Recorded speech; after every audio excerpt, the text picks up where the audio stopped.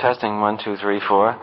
Jeremy Bernstein, tape, November 27, side A. Born July 26, 1928, New York City. My father is a doctor. One sister, Barbara, married, 2 children, lives in New Jersey, 6 years younger. Her husband is a lawyer. I was taught to play chess at the age of 12, but did not play seriously until about age of 17, when I joined the Marshall Chess Club in New York on West 10th Street, between 5th and 6th Avenue. Okay. Whatever came along. Did you have any particular intellectual interests as a child that you remember? I mean, were you an avid reader or? No. I had few intellectual interests as a child. I was a school misfit and considered, reading a book schoolwork. And I don't think I read a book for pleasure until after I graduated high school. Well, what were you doing? I mean, your misfit. Well, I had one thing I think that perhaps helped me get over being a misfit, a school misfit, and that is that I became interested in photography about the same time, 12 or 13. And I think that if you get involved in any kind of problem solving in depth on almost anything, it is surprisingly similar to problem solving of anything. I started out by just getting a camera and learning how to take pictures and learning how to print pictures and learning how to build a darkroom and learning how to do all the technical things and so on and so on. And then finally trying to find out how you could sell pictures and become would it be possible to be a professional photographer? And it was a case of over a period of, say, from the age of 13 to 17, you might say, going through step by step by myself without anybody really helping me, the problem solving of becoming a photographer. And I found that, I think in looking back, that this particular thing about problem solving is something that schools generally don't teach you, and that if you can develop a kind of generalized approach to problem solving, that it's surprising how it helps you in anything, and that most of the deficiencies that you see around you in people that say you don't think particularly you're doing their job right or something, is really that, assuming that they care, and a lot of people that appear to care or may actually care are still not going about things particularly the right way.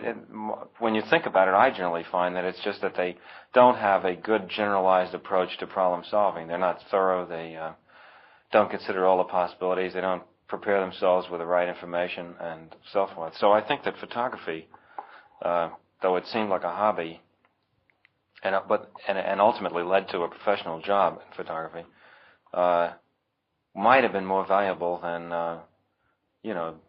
doing the proper things in school. Were you sort of the despair of your family at that time because of your schoolwork, or did you? Well, it wasn't a real drama, I imagine so, but it was never completely apparent until I graduated from high school that I couldn't go to college, because I graduated in 1945 when all the GIs were now pouring back on the GI Bill, and I had a 67 average, and it turned out that there wasn't any college in the United States, even of the lowest caliber, who would take a student with less than a 75 average in that year. So I couldn't get in. I failed to get into college. Did you take all the scholastic aptitude tests and so on, or was they wouldn't consider you. In other words, they wouldn't even accept your application if you didn't have a 75 average in that particular year. Looking back and sort of in retrospect, do you think not going to college was in a certain sense a fortunate thing? Oh, tremendously, because what happened is that I had developed myself as a photographer, and prior to graduating high school, I had sold 2 picture stories to Look. And what were they about? one was about a teacher in high school named Mr. Traister, Traister, who taught English. And he used to dramatize Shakespeare. He would read the parts and act it out, and he made it very interesting. You know, it was one of the few courses that were interesting.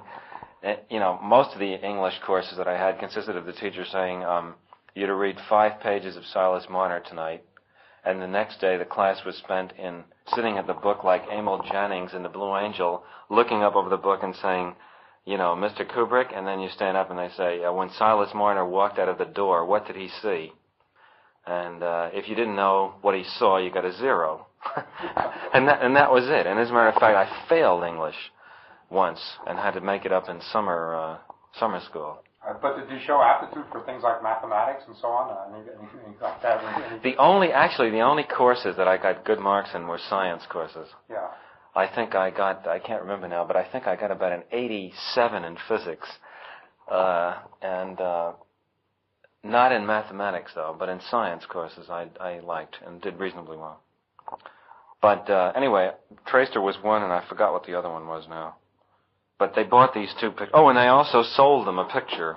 I sold them 2 picture stories and a photograph of a news dealer sitting on 170th Street in the Grand Concourse, right across 2 blocks away from T.I.F.F. High School. Is that where you went? Yeah. T.I.F.F. High School? Yeah. With all the headlines saying Roosevelt, you know, dies, or FDR dead. Yeah. And he was sitting there looking depressed.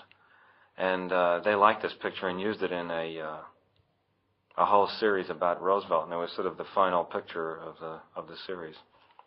Were you interested in extracurricular activities apart from photography as a high school student, in sports or stuff like that? Or Well, I used to play, but I mean, I wasn't on any of the school teams. Football? No, I used to play everything, you know, but basketball in the concrete, you know, outdoor, what do they call them again? Basketball court? No, you know, the playgrounds. Oh, playgrounds. The playgrounds, the city playground. And stickball, you know, in the street. And the odd softball game in the T.I.F.F. Dirt, you know, gym yard. They had a very large dirt gym yard. Things like that. Would you say, Stanley, that touch football in the street? The fact that you didn't go to college has given you a certain sense of what one might call irreverence for college graduates who don't meet up to what you would consider to be your, so to speak, your intellectual standards. I mean, if you come across a college guy who's got a lot of degrees but doesn't seem to radiate confidence, does it bug you? No, I don't think that I don't think I look at it that way. No, the reason I think it was an advantage for me is that I then backed into this, you know, fantastically good job at the age of 17. I can't remember what it was, but I took some pictures down there. What had happened is that I could not get into college, and all sorts of things. My father, who was an alumni of NYU, Uptown, took me to see the dean, you know, and said, you know, this is my son, and I was the student here, and so forth, and nothing worked. So I started going to City College at night under the hope that if I got a B average for so many credits, I don't remember now, that I could then get into day school, a day college. But within about, I don't know, a few weeks of this, I was down at Look with some other pictures, and there was an extremely nice picture editor then, whose name was Helen O'Brien. And the managing editor at the time was Jack Gunther, who was then later killed in the Bryce Canyon, Utah plane crash. And she asked me what I was doing. And I told her, you know, nothing, and that I was going to try to, you know, what had happened. And she said something about, you know, she thought she might be able to get me a job as an apprentice photographer. And, you know, so I went up to see Jack Gunther and so forth, and I got a job. And how long were you a photographer actually on Look? well, I was apprentice photographer for 6 months, and then I became a staff photographer, and I was there for 4 years. I see. You were actually there until age 21. Yeah, and of course that would have been the period I'd spent in college, and I think that the things, what I learned, and the practical experience in every respect, including photography, what I learned in that 4-year period exceeded what I could have learned in school. And also getting out of school, I can't remember what was the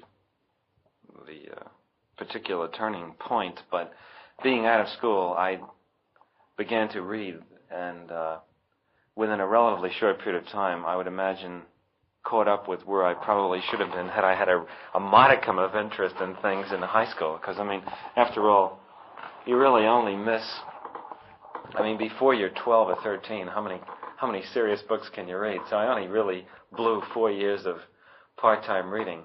How much time you go to school all day, you play a certain amount, you got to do your homework. So in retrospect, I don't feel that I missed reading that many books, and I felt that I caught up pretty quickly when I became interested in things in general.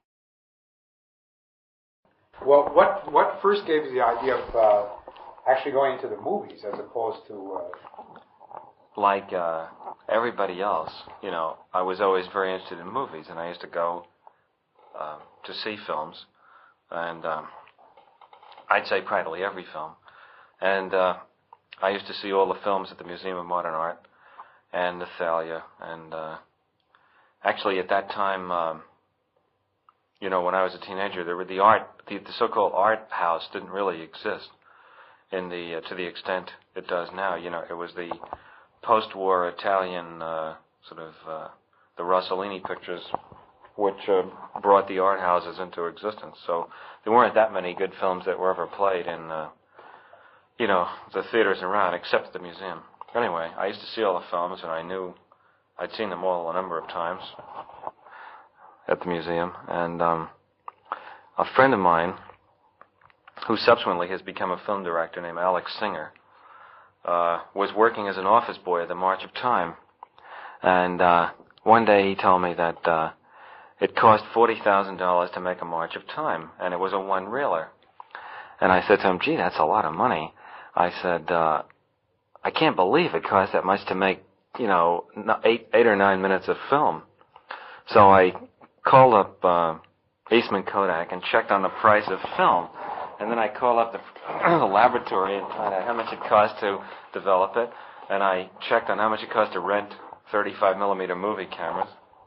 And then I checked the cost of the other facilities, sound and editing and so forth. And I forgot what it added up to, but it was something like that I could do a documentary film with an original music score and everything for about $3,500.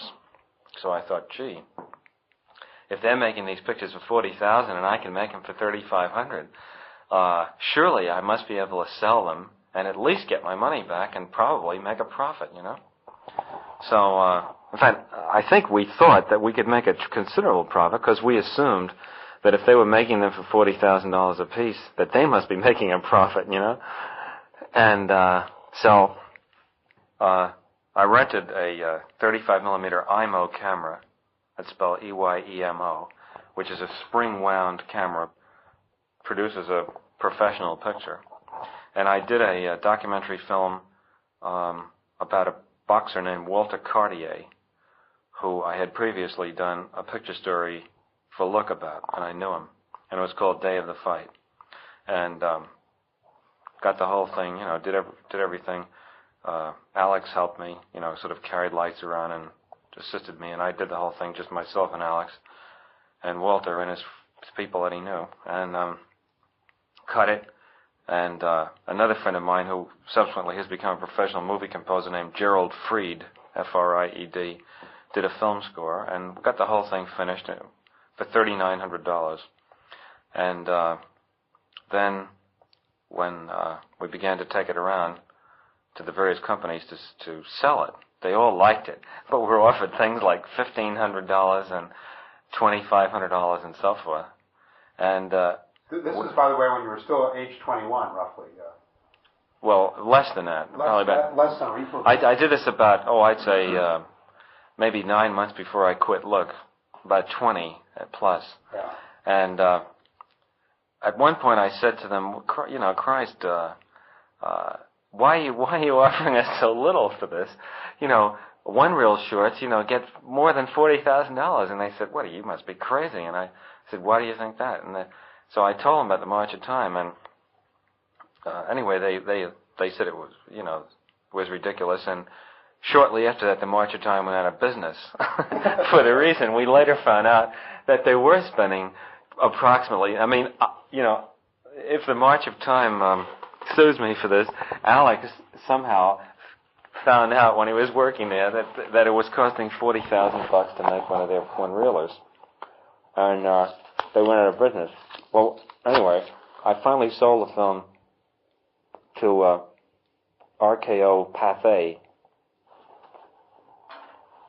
who are no longer in business either, and sold it for about $100 less than it cost me to make it. I know it was a small loss, but I had the pleasure of seeing it shown, and I remember I went to the Paramount Theater where it was playing with some Ava Gardner, Robert Mitchum picture, and it was very exciting to see it on the screen, and it got a nationwide and worldwide distribution. And so I thought everybody liked it, and they thought it was good, and I thought that this would be, I'd get millions of offers, from which I got none to do anything. So I made another documentary, this time about a flying priest. Was Father Hubbard or something? Father Stottmuller or something in New Mexico, who flew a Piper Cub around to Indian parishes. I know RKO thought it was a colorful subject, and so I went there and pretty much on my own again made this short, and still, nothing was happening. And were they supporting you for this? Or? No, they gave me $1,500, and of which I had to pay for the film, the travel, and everything. I made nothing. I think I lost money on that too. But I had been making a reasonably good salary at Look for 4 years, so I had a certain amount of money, and I was still working. So then I quit Look because I decided that there obviously wasn't any money in shorts, but that I then found out how much feature films were being made for, and millions, and I had calculated that I could make a feature film for about $10,000. And well, how did you calculate that? Well, again by projecting the amount of film I'd shoot, figuring that I could get actors to work for practically nothing, work with. At this point I was the whole crew: cameraman, assistant cameraman, director, everything. So I had no cost. So a friend of mine in the village did a script. Were you living in the village in those days? I was living on 16th Street, off 6th Avenue. And he did a script which was a terrible, sort of dull, undramatic, but very, very serious, allegorical story about 4 soldiers from an unnamed country lost behind enemy lines trying to find their way home again. And it had lines in it like, we spend our lives running our fingers down the lists of names and addresses looking for our real, running our fingers down the lists of something or other, looking for our real names or our real addresses. I can't remember what the line is, but it was that kind of a thing, And of course, I totally failed to recognize what I didn't know about making films or anything. I just thought, well, these other 2 things that turned out pretty well, but they were documentaries. And the second thing that turned out pretty well. Yeah, but I didn't really know what I didn't know, and I thought, well, Christ, there really can't be very much more to making a feature film, and I certainly couldn't make one worse than the films that I kept seeing every week. And but I wasn't satisfied to just make an interesting film. I wanted it to be a very poetic and meaningful film. And it was a little bit like the Thurber story about the midget, who wouldn't take the base on balls. And decided to swing, And so I got the film made, and but it was very, very dull. And it got an art house distribution. It was called Fear and Desire, distributed by Joseph Burston, who was at one time, I think he was the distributor who first brought in Rossellini's pictures.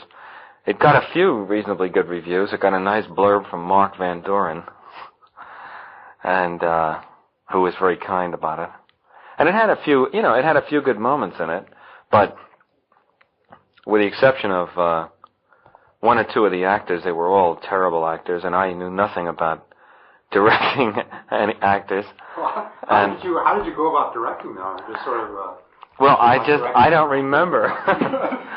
It was really,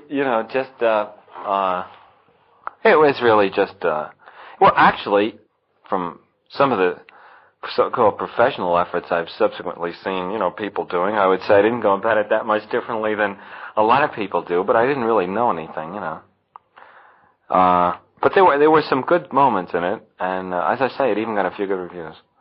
But it never returned a penny of its investment. Was this your own dough you put up? No. I raised the money privately. And then, while this picture was took a long time to edit the film and get all the the thing done. I spent over a year on it, and it opened at the Guild Theater in New York, and it was pretty apparent, that it was terrible, And while it was still playing, I decided, well, I'd better get another script very fast, and try to promote some more money on the strength of just the fact that the thing was playing, because it wasn't apparent to me how I was going to earn a living or do anything, And again, not one single offer ever to do anything, from anybody. So I, in about 2 weeks, knocked together another script with somebody, and this time it was sort of a reaction to the other one. This was nothing but action sequences and a more sort of mechanically constructed sort of action gangster plot. Was this the time you were also hustling chess, Stanley? Or? Well, I wasn't hustling chess, but I was playing chess for quarters. I mean, I wasn't a hustler in that I pretended not to be a good player and beat people. I just was playing in the park, for quarter a game. But were you actually were you doing this for the fun of it, or were you also hoping to make a living? No, I was doing it for the fun of it, but I also did make about $2 or $3 a day, which it really goes a long way if you're not buying anything except food. Yeah. Well, do you still retain a lot of acquaintances from that era? I mean, the guys that you. There's only one friend who I still see, a boy named David Miller, who is a operations research analyst, and who I've remained friendly with. I still know all the people there, like Duval and Feldman, and there's a guy named Edmund Peckover. But the regulars at the park don't change too much. Well, was there a kind of fraternity of people playing for money? I mean, I don't know whether, Yeah, there was. Well, I mean, there were the regulars. Like the real regulars used to be Arthur Feldman, who was really the best player there. You also played for dollars? Oh yeah. I mean, all the regulars played for money. There was Arthur Feldman, I'd say, who was the best player. Then there was a guy named Joe Richman, who was probably the next best player. Then there was a guy named Edmund Peckover. I would have put him, say, third. And another regular was a guy named Amos Kaminsky, who was a physicist.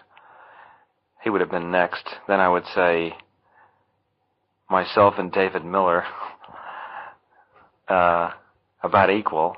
And then there was descending. I mean, I was only interested in the people who were better than I was, you know, so those are the ones that I particularly remember because they were enjoyable to play with. Then there was a whole lot of potzers, you know. From whom you earned your living.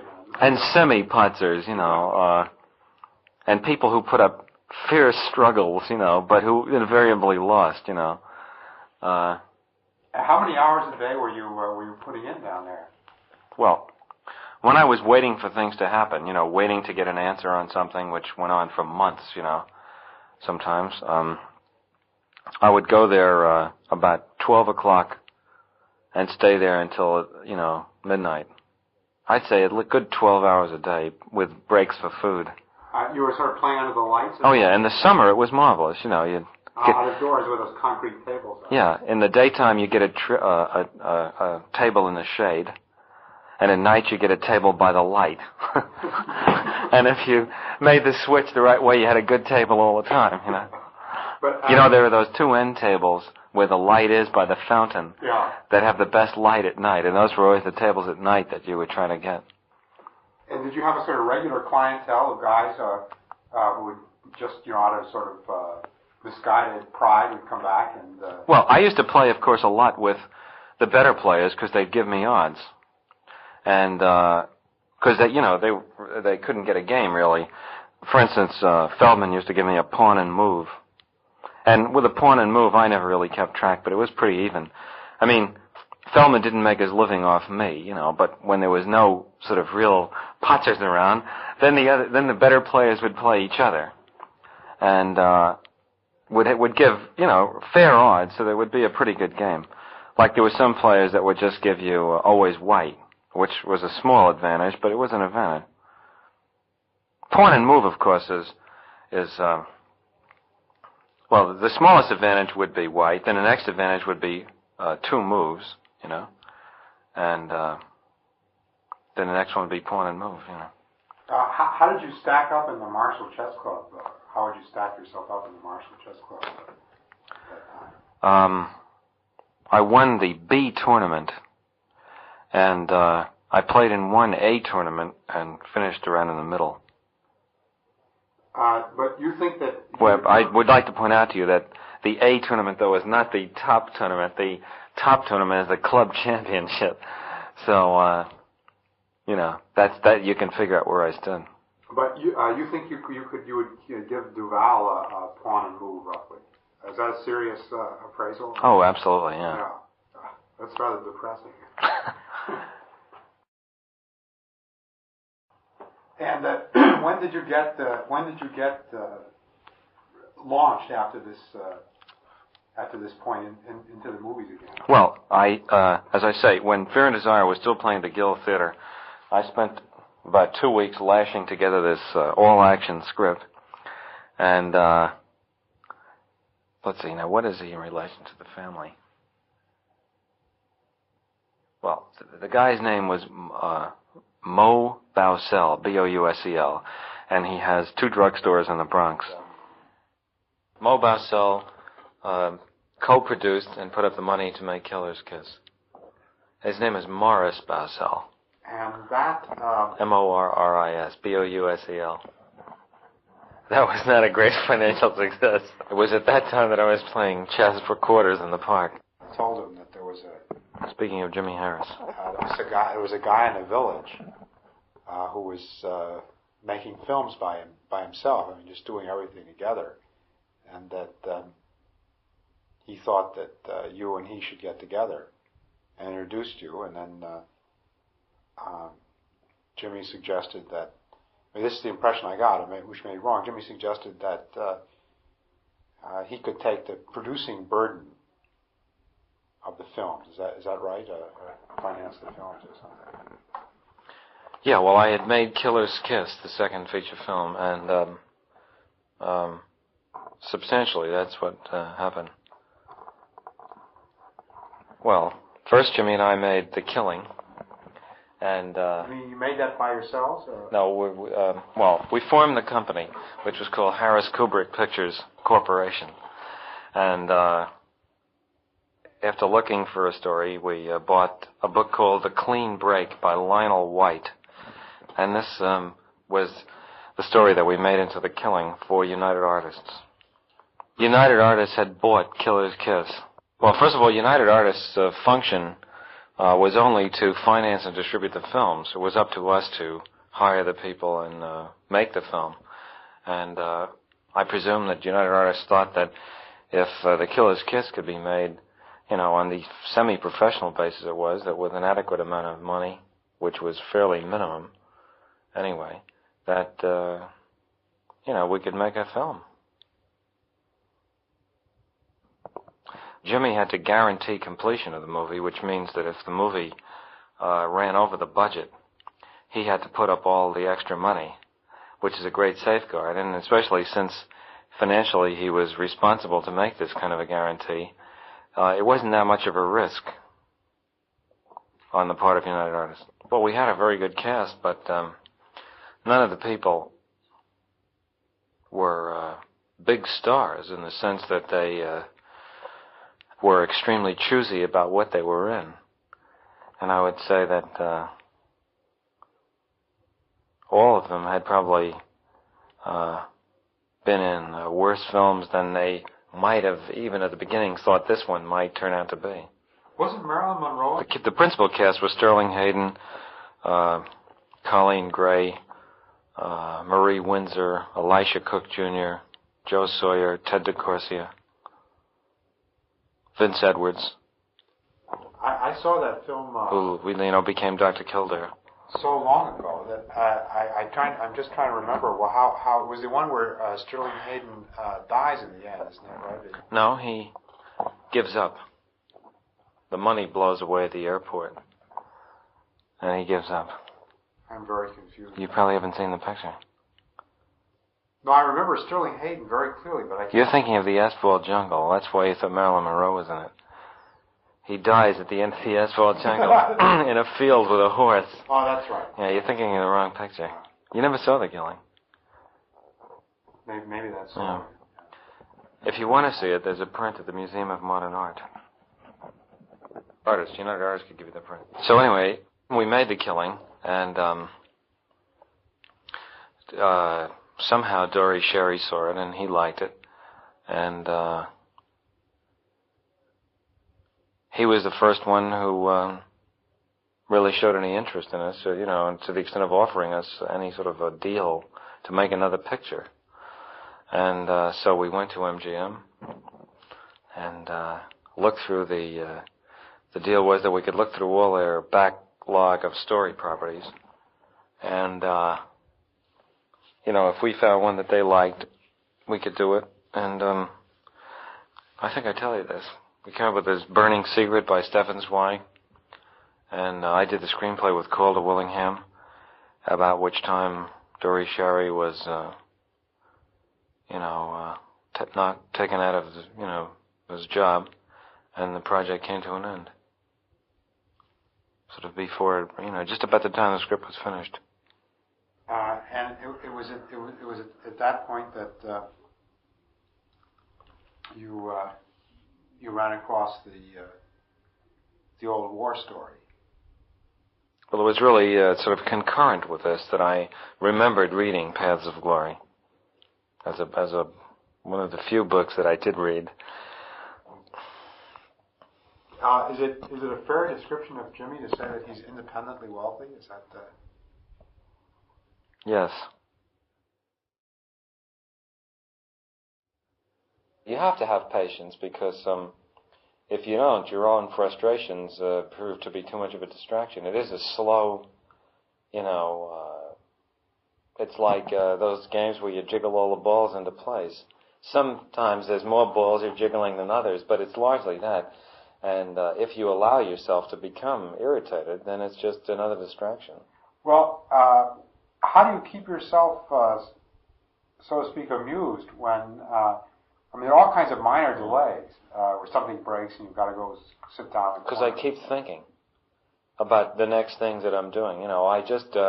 I try to use all the time. That's why I found, for instance, when all these people were there, I found myself in a slightly up-in-the-air feeling. Luckily, the stuff was quite simple. But I usually, I would imagine, to anyone sort of looking at me, I have a sort of vague, withdrawn look on my face, because what I'm just doing is thinking about what I'm about to do or what other scenes. Why don't I just use the time to think? That's all. It's like sitting in the park playing chess. Well, I mean, do you think about how to manipulate the actors and that sort of thing? I mean, well, I think about whatever problems are problems. I mean, sometimes manipulating the actors aren't the problem.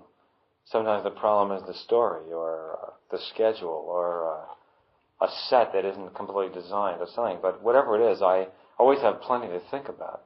well, how close do you permit yourself to get to the actors as friends? I mean, is it bad to be too friendly with the guys who are working for you? Or? No. I mean, if you can, I mean, in other words, if it's bad if you don't like somebody to have a bad social situation occur, like an attempt at friendliness, which turns out to be sour, or, you know, his wife goes away saying how terrible you are, or something like that. But I mean, if you like the people, it helps to know them, and it's enjoyable to be with them. Yeah. It's not awkward to apply discipline or anything? If you, I suppose it isn't really discipline. Well, it isn't discipline anyway, because unless the actor, it's so rare that you would ever get to the point where you'd say to the actor, "Look, this is my picture, and you're working for me, and you do it the way I want, or go home." Because what you really want him to do is to feel confident and enjoy what he's doing. Otherwise, he's not going to be able to do it very well. So somehow you have to be clever enough to, or persuasive enough to, although persuasive isn't even the right word, because I tend to believe that if you're right, people realize it. Are you usually right, Stanley? Well, I try to be.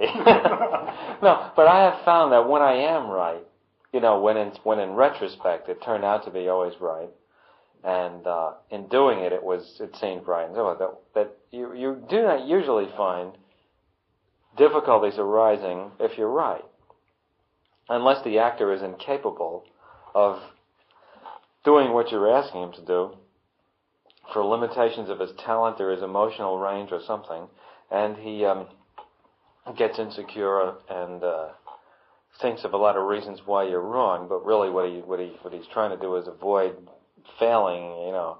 But then really you should try to figure out what the limitations of the actors are and never put them in a spot like that.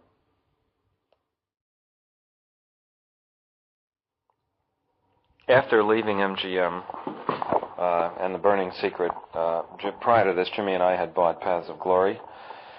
I did a screenplay with Jim Thompson and Calder Willingham, and nobody wanted to do it. It was turned down by every company until our agent, Ronnie Lubin, L-U-B-I-N, interested Kirk Douglas in the project, and through Kirk's interest, United Artists put up the money on the basis of it being done for a very low budget in Europe.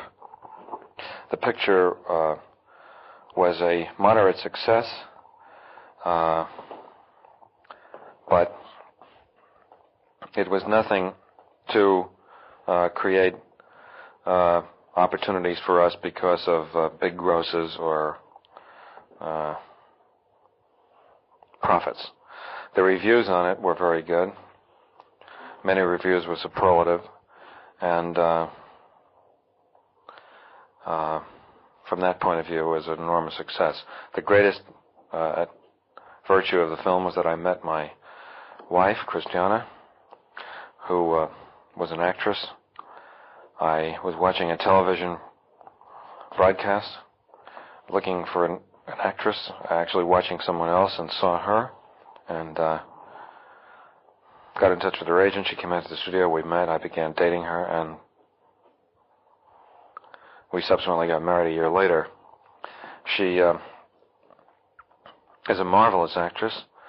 She had done a lot of work in Germany. I would like her to act, but she has no interest in doing dull, routine acting things, and is more interested in painting. If I ever have a decent part for women, which for some reason I never seem to write into my films, she would certainly do it. This is followed by about 6 months spent working on a script for Kirk Douglas, which he didn't like and was abandoned, and some more months working on something which Gregory Peck was supposed to do for us, which was also abandoned because it wasn't liked, and followed by the offer from Marlon Brando to direct his Western, which resulted in 6 months of work, again abandoned as far as I was concerned because I left the project 2 weeks before it started.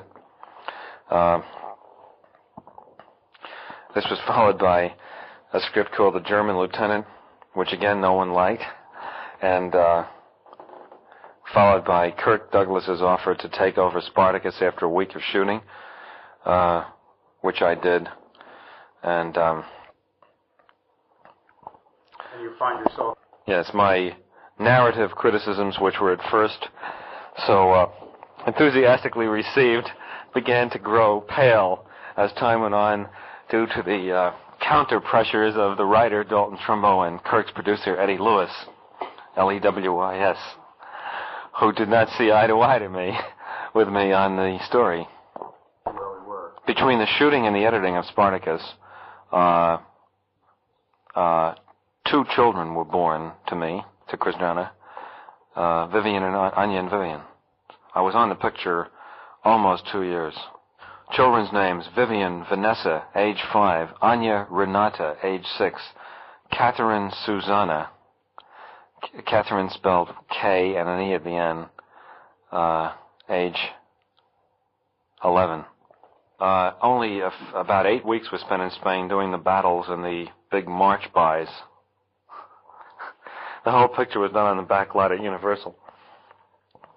Did you get any sense of intellectual satisfaction out of Spartacus at all? No, but it was, again, an opportunity to work, and it was interesting to, from a purely as an exercise, to try to do scenes that you thought weren't very good and to try to make them interesting. I thought the first 45 minutes of the film, of the life in the gladiatorial school, which was simple, turned out quite well, as far as I'm concerned. But then the rest of the story, from the slave rebellion on to the end, I thought seemed a bit silly. Let's see, and then what happened at that? Well, during the making of Spartacus, we bought Lolita, Jimmy and I, and now nobody wanted to make Lolita. Actually, the history of all the films, practically, that I've done is that no one ever wanted to particularly make them, and we just sort of running out the clock managed to put the picture together someplace, Well, nobody particularly wanted to make Lolita. And finally, Seven Arts, a company named Seven Arts, put up the money, and we made it. It was made in England. Did you yourself do a good deal of rewriting of the book? Yes. Well, Nabokov and I believe, got along very well. And I know he liked the film very much when he saw it. Is there anything that's particularly striking about the making of that film that you remember? Or? Well, no. You mean anecdotes? Not really. I think the only thing that is regrettable about the film is that due to the incredible pressure against making the film and put on by the carload by all sorts of groups, although I think the film was faithful psychologically to all the characters and captured, I think, the sense of them, I think that the total lack of eroticism in the story, in this film presentation of it, spoils some of the pleasure of it. You can imply all the eroticism you want, but there's nothing like delivering some to help understand a little more the enslavement, that Humbert was under. I think that I would consider that a criticism of the film, but one that was, if you the film could not have been made. You know, nobody would have made it at all, and it would never have been distributed. There was some criticism by some people that said that she looked too old, but I never thought that was a valid criticism, because it was one of those books where nobody bothered to really read the description that Humbert gave of Lolita, and they got this, that somehow it was a rather interesting example of sort of mass delusion, because it's inevitably people imagined her as being about 9 years old and looking about 9 or 10 years old, and yet there's a very clear description in the book of Annabelle, his childhood sweetheart. And he says in the narrative that were it not for Annabelle, they would never know Lolita. And then when he sees Lolita, he says that she was a perfect reincarnation of Annabelle. And Annabelle is described as a pretty sexy 12 and a half. I forgot. I don't exactly remember Annabelle's age, but I know that Lolita was something like 12 years and 3 months when he meets her. And then the story progresses through quite a few years. Well, Sue Lyon was actually just 13 when we made the picture.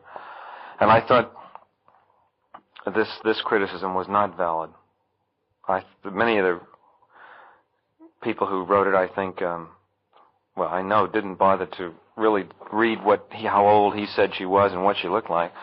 And there was this peculiar example of a lot of people imagining her as being about 10 years old. Strange, that was the first film you made where you proceeded really from an intellectual premise rather than from a story, or from an intellectual situation rather than from a specific story. Curiosity about the possible outcomes of nuclear strategy. How did that come about? When did that come about? After Lolita was made? Well, I was interested in whether or not I was going to get blown up by an H-bomb prior to Lolita. But my interest intensified itself sort of concurrently with that. I believe that the Berlin crisis took place during Lolita, and about that time I became keenly interested and started reading up on all the, literature, of which there's a terrific extent, a tremendous a lot. Boy, am I getting fucked up on that. A tremendous a lot. I read, I would say I pretty much read the spectrum. I began finding after a while that I wasn't reading anything new, and I decided I knew the whole thing, And it was then that I began to, the thing that struck me most of all about it was that at first, when you read the brilliant analyses and the games theories and Herman Cohen, you're very reassured, because you start off by thinking, gee, God, there are these bombs, and you get an image vaguely of sort of a World War II mentality. And then when you read the literature in the field, your first reaction, superficially, is you're very encouraged, because you suddenly realize there's this whole body of thought that's gone into the whole thing, and you think, yes, well, now and then as you read on and become more involved, then you begin to realize that all these things lead to very paradoxical outcomes. And in reviewing the whole thing, every line in it leads to a paradoxical point. And I suppose this was the most thematically obvious thing about Dr. Strangelove, was the paradoxical outcome of any particular line of thought. Well, if it really is true in the real world that every line does lead to a paradoxical outcome, what hope is there for any of us? Well, personally, I think that the hope is basically just luck. The situation is simply, for just luck reasons, is never really put to any particularly great strain. A lot, of course, a lot has been done. A lot keeps being done about trying to improve the situation against accidental war and better command and control and a more sophisticated threat technique of trying to graduate threats into as many steps as you can to leave as many alternatives and back-away points. But depressing thing is that at every period of history, the people always thought that they had, the power structure and the leaders always looked back on the previous period of history and thought that they had learned something. And I think that, the old thing about the only thing you can learn about history is that you can't learn from history is probably true, and that there's this illusion that you get that you're much more sophisticated and that it can never happen that way again. May be true, but the thing you don't realize is that it'll happen a different way. Now that everybody's very convinced that they'll never have another 1914 type situation, well, they may have a 1985 type situation that they're not prepared for. Well, it's like what they say about the French army always being perfectly prepared for the last. Yeah, well, most armies are. You'd find that the occasional exception, like Nazi Germany, but inevitably, I think that as time goes on, the danger increases because the thing becomes more and more remote. The problem to begin with is that people do not react to abstractions. They only react to direct experience. Very few people are even interested in abstractions, and even fewer people can become emotionally involved or emotionally react to an abstract thing. The only reality that nuclear weapons have are a few movie shots of mushroom clouds and a few documentaries that occasionally show in art houses about the effects of Hiroshima, but that the atomic bomb is as much of an abstraction as you could possibly have. It's as abstract as the fact that you know that someday you'll die. It's something that you know, but you really do a very good job. No, and you do an excellent job of denying it psychologically. So, to begin with, because of the very effective denial and the lack of any evidence, there's almost no interest in the problem. I would say in the minds of most people, it's less interesting even than city government, And the longer the time goes on without the thing happening, this illusion is created that somehow it's like money in the bank or you're building up security. In fact, I think you're just becoming more accustomed to it and more liable to think that at some point that you've been taking these wonderful precautions and that the chances are minimized and so forth, and then finally you will get confronted with a situation that you couldn't anticipate. For instance, even now I think that it surprises me that Russia and the United States could do a lot to almost completely eliminate the possibility of accidental nuclear war. Without any real loss of security, both of them could allow observers in key places to instantly authenticate whether or not a nuclear war was in progress, or it seemed to be in process of happening, and that if there were some nuclear accident or a screwball, a nuclear psychotic, the mad major or the missile that gets away, you can instantly authenticate that this might be true. I know that the United States seems anyway geared not to respond to, say, a single nuclear explosion any place. At least that's what they say, that they now have, they feel invulnerable retaliatory capabilities, and that the single city taken out would not start the nuclear war. But, again, you never know. That panic that happens when suddenly all the lights go out, like you described in New York City, that indefinable something that might just make the senior decision maker abandon all his previously beautifully worked out, graduated steps of response? You never know, and it depends on who he is and what his personal state of mind is, what information is available to him, and so forth. The fact that a lot of effort has been gone to try to work out possible accidents, and I suspect that great precautions have been taken to protect against these accidents, but whether the human imagination is capable of really devising the subtle permutations and psychological variants to all those things, I doubt. The people who make up these war scenarios are not really as inventive, say, as a great writer or as reality.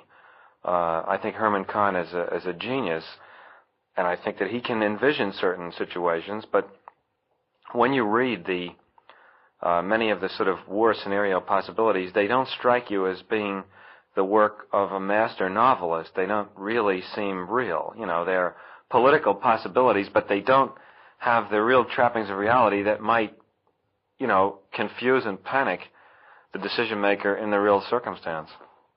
Were you surprised at the reaction to Strangelove, the fact that it was so widely discussed and so widely reviewed? And did you have any feeling of what the response would be to it?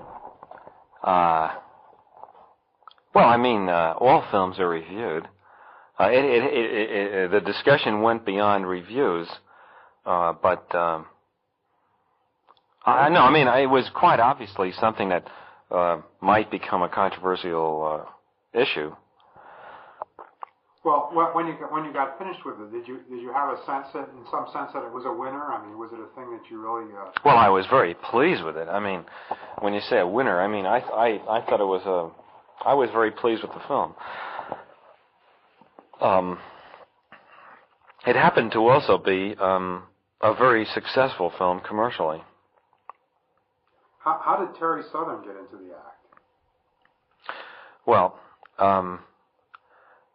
Terry came to interview me for Show magazine shortly before I was leaving for London to make the picture, and I became friendly with him. I had read The Magic Christian and Flesh and Filigree, and I thought he was a terrific writer, and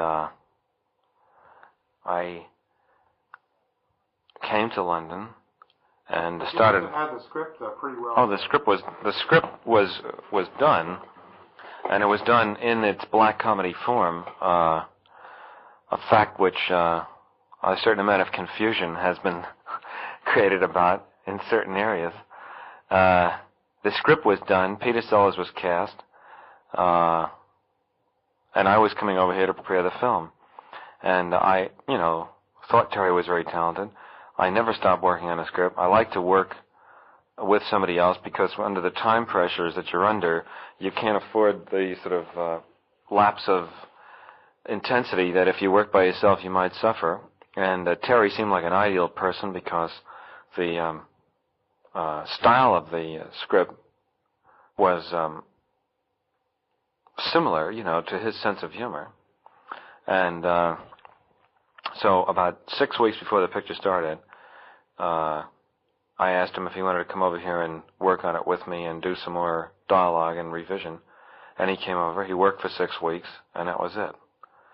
I started the picture, and he went off and did some other things. Have any of the pictures been as intellectually complicated as the present one? I mean, the 2001 posed as many intellectual problems. I mean, it's a terrific undertaking trying to create the future in a way. Well, I don't know what intellectually complicated isn't really the right description for it, I don't think. I mean, Strangelove was a more intellectually complicated picture. And, it involved complex arguments and quite a few, abstract ideas, clearly or comically stated. This is not as complex a picture. It's not as complicated a picture in terms of, ideas represented, ideas actually spoken. In praise of Arthur C. Clarke, it is true that he is, I think, the most poetic science fiction writer. Well, he's also nearly the best informed, I think. Right. He is scientifically the best informed. His narrative ideas, I think, are, for my tastes, the most appealing. And he has this rather unique poetic sense of the a sort of nostalgia for the the mountains that have eroded away over millions of years, and the millions of years in the future, and people looking back and forward. And you'll have to fix this up because it sounds like real crap, but it's very hard to define it nicely. But it is true that I find that every time I finish reading some story like that of Arthur's about, I always feel sad when I go. Right. There's some element of sadness. Right. Either we've made Venus, right, contaminated Venus, or he has a vision of something in the future which you'll never see. Right. Or something in the past that you can never know about. Yeah. Well, but I think that's marvelous. I think that somehow, without making it sound too pompous or precious, that he captures the hopeless but admirable human desire to know, these things that they never will, can never really know, and to reach for things that they can never, really reach or reach back. And, it's very hard to say it exactly, but this sense of sadness and this poetic sense of time passing and the sort of loneliness of, worlds. I mean, he manages, I tell you what he also manages to do. He can take a star, a sun, say, and in that one story, I forgot the name of it, where the sort of sun creatures come towards Mercury. He can take an inanimate object, like a star or a world or even a galaxy, and somehow make it into a very poignant thing which almost seems alive. He has a way of writing about mountains and planets and worlds with the same poignancy that people write about children or love affairs. And also, although you haven't read the script and you shouldn't really try to refer to the story, there is without underlining it, there is a contrast in the story between giant orbiting bombs, which you might say is the negative use of nuclear energy, and this particular spaceship, which leads to great, fantastic accomplishments, which is also another the good use of nuclear energy. Yeah. But I think one can one can talk about the Orion, which is something I wanted to do for a long time. In fact, I have a set of way of pounding that. Yeah. Yeah, I have a set of notes somewhere at home, which I once took down for just writing a piece on the Orion, showing sort of logically speaking why it is the only propulsion system that's worth considering if you talk really about interplanetary missions. There's nothing else that makes any sense. Right. Fundamentally, because its operating temperature is at the escape velocity. That's really the crucial element in it. And so that's would be very nice actually to talk about the Orion and these absolutely magnificent paintings which the guys have been doing over there. And of course, the other thing that strikes if you compare making such a fictional space mission with a real thing, the thing that amazes one is how fast everything is done. In the sense that if you make a decision, whether it's on a costume or on a lettering or on you get the satisfaction of seeing it created in some form almost immediately. I mean, isn't that so? I mean, if you say... Well, it doesn't seem almost immediately to me, but if I was used to another compared time scale compared to scientific time scale, yeah, I mean, it must seem very quick. Yeah. I mean, in a scientific project, you make any suggestion like that, and maybe it's 6 months, or I mean, you take a typical experiment in physics. The guy has a good idea for an experiment.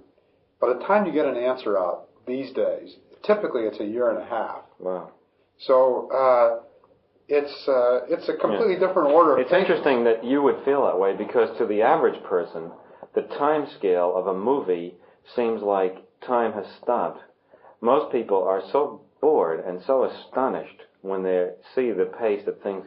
Somehow they have an image in their mind that it's all done in a week or something like that. And most people that I've found who don't come from your side of the fence think that everything works incredibly slowly. Well, which is interesting. It just depends what you're used to.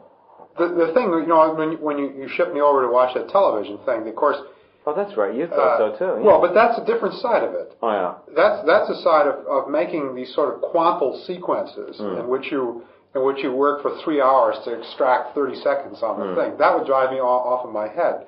But the thing which the technological side of it, where you get an idea, say for a propulsion system or Christ knows what, and within 3 days, well, you've got a drawing there, and you've got some guy making a model, and you have a lot of thought on a different size. I mean, like what time scale these guys are using, Eastern Standard Time, and all that sort of stuff. Well, all this goes fantastically fast. I mean, the number of problems that you deal with and solve in a half an hour is more than you would deal with in a comparable scientific project in 6 months, in my opinion.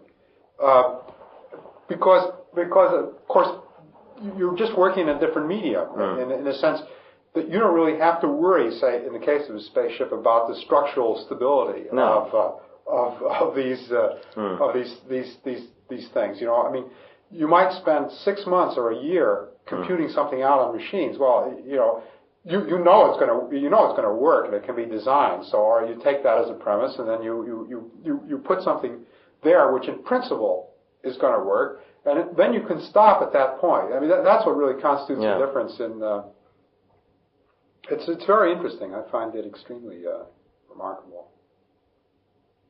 If these things do work that quickly, the thing that does take all the time is to extract, say, 2 hours and 15 minutes of a story and really keep distilling and distilling and distilling and distilling and distilling. I would say that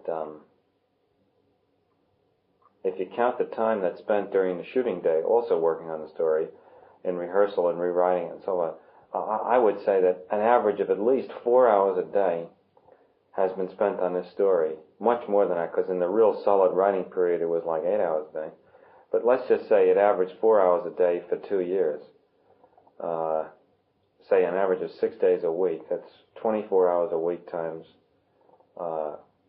maybe 100 weeks. I'd say there's a good 2,400 hours spent on call it 2 hours and 40 minutes of story. So that's about 1,000 to 1, isn't it? Yeah. On the story. Now that's where the real crunch is put.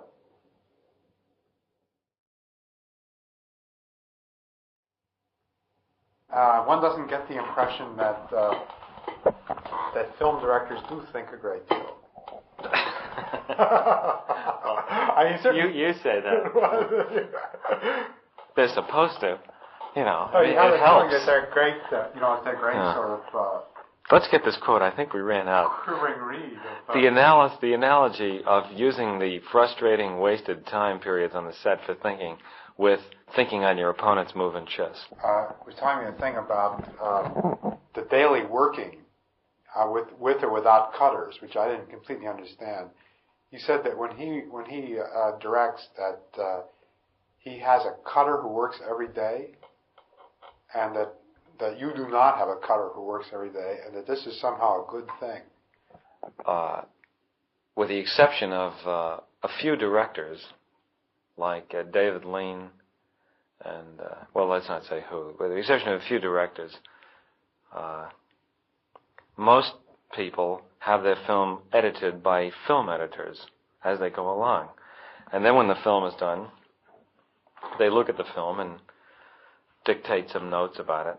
And the film editor tries to do what they say, and then maybe they look at it again and they do it again. But basically, it's like trying to, redesign a city by driving through it in a car, you know.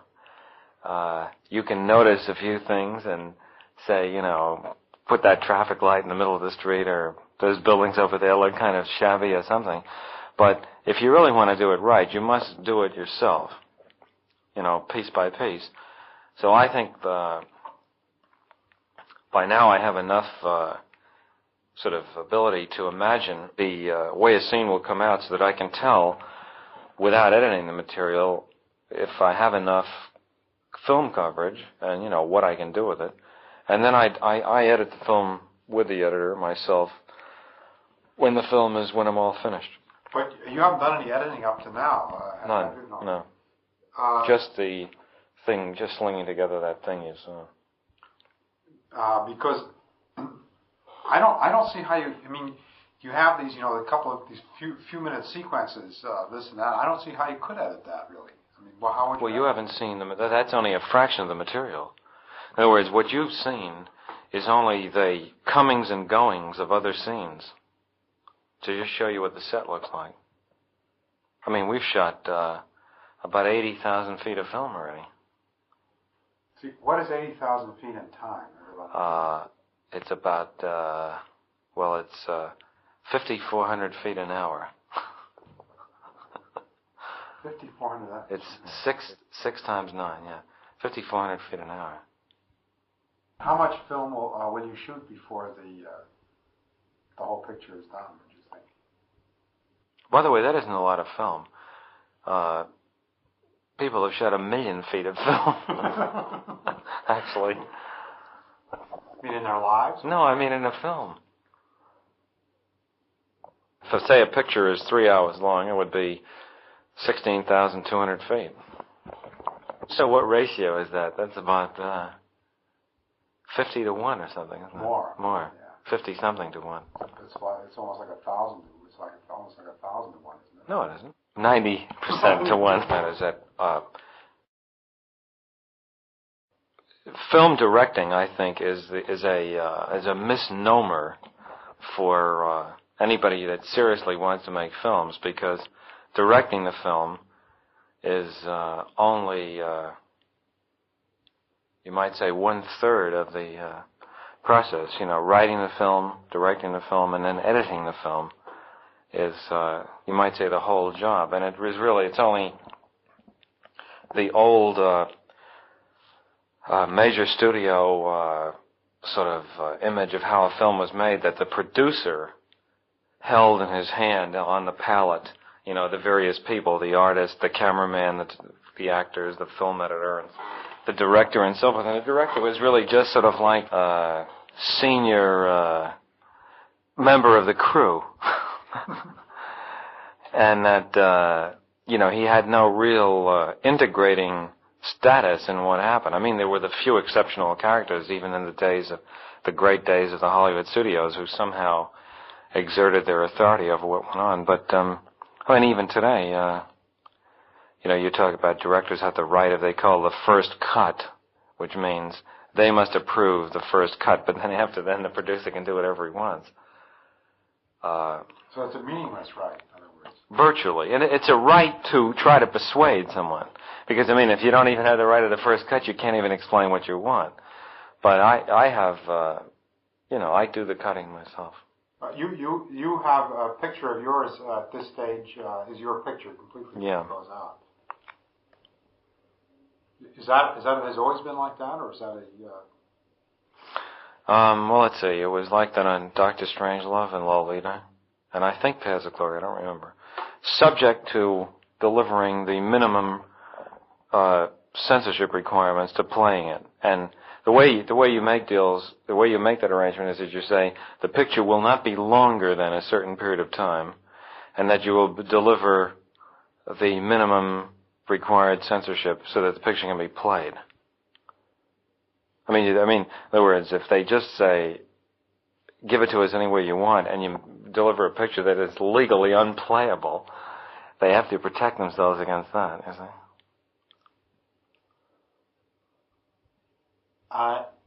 What do you feel about your pictures being shown on television? Well, I wish that they didn't put the commercials in. The worst thing that they sometimes do is cut the films. But you don't retain any rights over that? Well, in some of the films I do. But then, it's terribly difficult to police it, because unless you see the film yourself, there are very few people who are qualified to tell you what was cut. Or, in fact, even if a friend calls up and says, I saw such and such a film, and it looked cut, and you say, well, what was cut out? They say, well, I don't know, but I think it was cut. Well, it's almost impossible to find out what was done. It's a peculiar problem. Preminger just lost a court case over that. Well, I believe his case was against interruption of commercials. Well, I think, I don't think he was the cutting issue. I don't know. Perhaps you're right. The commercials were certainly the key thing. But Lillian Ross had a piece about that case in the New Yorker, and there she described the reason why he lost, which is basically that he knew what he was doing when he signed the agreement. Well, that's it. They either have the right to do it or they don't.